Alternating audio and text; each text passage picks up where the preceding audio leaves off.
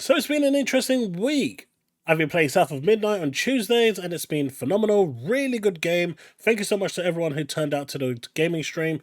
Had a blast, including how badly I played in some sections. But we'll be back again on the podcast on Thursday, joined by Chili. So hopefully I'll see you there. So hopefully I'll see you at the streams. They are demonetized and no ads, so any support would be appreciated. That said, though, we do have quite a bit of news to get through today in the gaming realm, and of course, we are going to start with the big one, and that is, of course, Oblivion.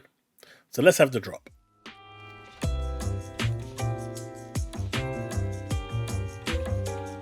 So it seems images have now leaked for Oblivion, and it looks like it is coming. Virtuos is supposed to be the developer behind it. This is a remastered version, and it does look kind of snazzy. Now, whether these are real or fake is currently unknown, but at this point, I think Bethesda really needs to get the cat out the bag. It's something that I think just needs to happen at this point. Graphically, it looks a lot better. You can see the difference here. So if you've been looking forward to Oblivion and a remake, it does look like it's coming. Now, everyone knows that Detective Seeds has been talking about this dropping, shadow dropping, and the date's been kind of moving along. You know, dates can be wrong, sources can be wrong, but now a lot more people are corroborating this, and it seems like it is more than likely real. As to when it's going to drop, I suspect probably soon, probably before April the 23rd, because that is apparently when the next Xbox partner event is going to take place. More on that in a little bit, but for those of you that have been looking forward to the Oblivion remaster, we don't know about any pricing or anything like that. So I don't assume this is going to be free like the Fallout one with where they upgraded it. This is going to be probably a full release. This is a complete remaster from 2006, as you saw. It's been almost 20 years, right? So it's been a long time coming. So I know people are going to jump into the comments and say, oh, so now remasters are okay. Remasters are okay when it's not 5 minutes after the original's release. 20 years is acceptable. Was this actually needed in this day and age? Probably not. But here we are. So Xbox leaker XTest1 STV is hinting at the possibility of a Xbox partner preview next week, 23rd of April. Obviously, if this happens, I'm going to be streaming it, and you know where to be on the 23rd of April if this does happen. It is a Wednesday. It's unknown if this is real, so keep an eye out on the official channel. My guess is that if they are going to drop, Oblivion, it is going to be just before the 23rd of April, or it's going to be on the 23rd of April. That is my guess. That is what I'm predicting anyway. That's the one that makes the most sense. And hopefully, if this is dropping, this is where we may potentially see some of those Square Enix RPGs that people have been coveting also making an appearance and finally, delivering home what those Xbox fans have wanted for quite some time. Game Pass has dropped a lot of games at the moment, and you can see here they're going to be dropping Towerborn, Expedition 33. This is a really good month. Modern Warfare 2, Grand Theft Auto 5 again, Crime Scene Cleaner, Dredge, this is a really good one. This should be quite fun. Tempopo, if you want to play that, I guess it's a music-based game. Far Cry 4 makes a return. Anno 1800 as well. These are going into the standard now, so you got Neon White going into standard, SpongeBob Patrick going into the standard. You've got Anno going standard, Far Cry going standard. Quite a lot is going into standard. Dread as well, and Grand Theft Auto 5. For those that are on Ultimate, you are getting the Towerborn, Expedition 33, which I cannot wait to play. Modern Warfare 2, so it looks like those games that are coming from Activision and Blizzard are going straight to the Ultimate only for the time being. You're going to get the Crime Scene Cleanup and, of course, Tempopo. Now, if you're wondering when these games are actually going to hit the streets, well, Neon White is on the 16th of April, which is going to the standard. The Patrick Star game is going on the 16th of April as well. April 17th, Crime Scene Cleaner. Tempopo again on the 17th. So you've got 4 games dropping on the 16th and 17th, all going to Ultimate, and obviously Patrick and William White going to Standard. On the 24th of April, we're getting Claire Obscure Expedition 33, which I'm really looking forward to. Towerborn is dropping on the 29th, Far Cry on the 30th, May the 1st sees Anno 1800 and Call of Duty Modern Warfare 2, which is awesome, and May the 6th sees Dredge.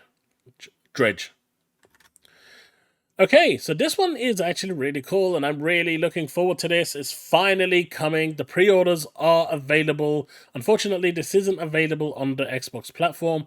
It is going to Switch and PS5.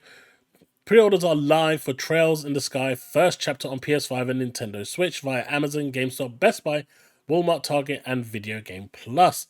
Be the first to pre-order. Now, I've been looking forward to this for quite some time, so I'm definitely going to pick it up. Haven't quite decided if it's going to be on the PS5 or the Switch, because, well, it should play on the Switch too, right? And I'm buying the Switch too, so hopefully this will actually potentially be one game that I can play on there on the go. But I would like to see which version is actually going to perform the best, or is the best. Who knows? I'll decide on that. But if you're interested in Trails of the Sky, definitely check this out. I'll have a link to it in the description below. Now, this one is rather interesting because we don't really know much about the PS6, but apparently a PS6 Portable can definitely run PS5 games, Leaker clarifies. Now, I haven't gone into the article fully, but apparently Sony is hard at work on a PlayStation 6 handheld. Now, there is a potential there is this potential world where instead of, we're all expecting the next Xbox console to be a fully fledged PC console, right? But it could actually just be a handheld.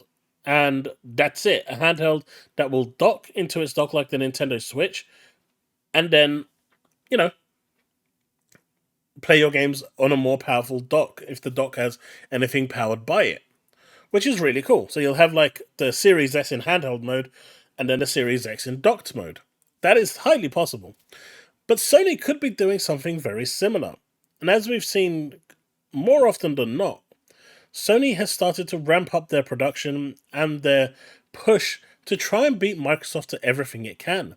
So the question remains, will Sony beat Microsoft to the portable handheld market? So Microsoft, for all the money that they have and R&D that they have and, research that they do, they've kind of dilly-dallied with the actual Microsoft handheld. Now knowing that it's over 2 years away, could they have given Sony the window that they actually need to beat them to the punch? Either way, the PlayStation Portable could be interesting. The Vita is still a formidable machine, even though it's pretty much, for all intents and purposes, dead. You can see that when it comes to the hardware, Sony doesn't mess around. So, will this be will Sony go down the same route as Microsoft and have a Series S and a Series X? Or are they going to keep the PlayStation Portable completely different to the actual PS6? I think they might be going down the same route as Microsoft. They're seeing the value here. They're seeing that more and more people aren't staying at home. More and more people are looking at portable gaming. The Switch, is clear proof of this. The DS, 3DS, all of them are clear indications of just how many of these are selling as people are still playing games on the go.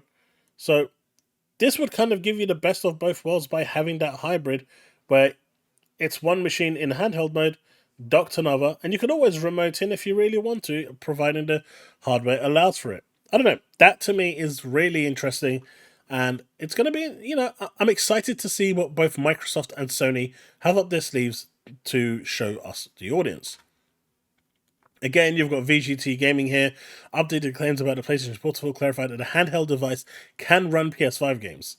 Now, obviously, being a PS6 Portable, it means it can run PS6 games as well, albeit with a scaled down experience. Hence why I was saying that this is probably going to be the Series S and X combination. They've seen the success that it's brought Microsoft because 30 to 40 million consoles might not be what half of what Sony has been pushing out, but they can clearly see from the market that there is a demand for cheaper consoles. And with the prices ballooning everywhere, maybe this will actually work in their favor by providing a 2-in-1 and giving the audience something that's not going to be, cost you a kidney. Who knows?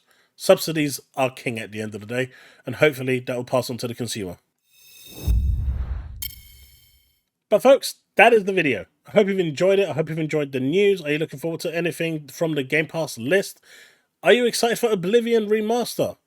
What about the news of PlayStation handheld being able to play PS5 games, or the fact that maybe now we could be looking at a handheld for both Microsoft and Sony, and it being basically a weaker version of their next generation consoles in handheld mode, like the Series S, and docked being the full fat.